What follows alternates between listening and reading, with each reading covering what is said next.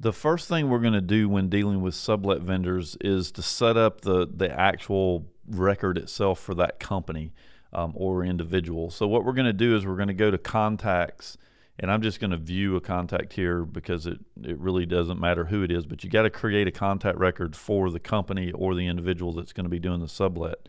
And then what we're going to do is we're going to edit the contact type, and there is a checkbox here for Sublet Supplier.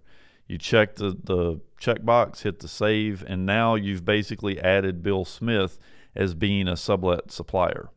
Now, what happens from that point is when we go to an invoice, and we'll just look at a service ticket, and I'm going to create a job for this unit.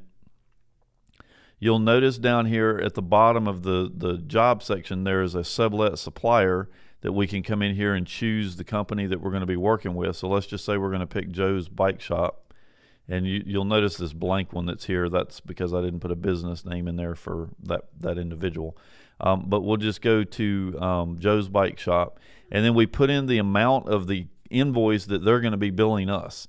So we're going to be billing the customer based off of our labor rate, but the bill to us from that sublet supplier is going to go here. So let's say that he charged $150, and we have his invoice number here, and then we're going to bill the customer for 3 hours of work. And so we've got our labor that we're charging the customer, and then we've got a cost of $150 here. And then you just, fill out the information on the job just like you would anything else.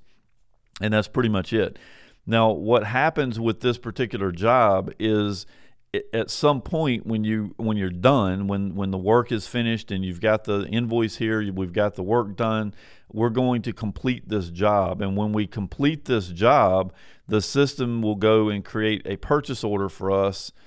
And we've got a flag here that we got to put in a mileage before we can complete any jobs. So let's just do this. And so when we complete this work here, the system will actually go out and create a purchase order for us, so that we've got the invoice that we've got to pay is actually created, and you can see here what purchase order it actually created, so that we make sure accounting pays that $150 invoice to this particular sublet. And that's pretty much all there is to the sublet processes.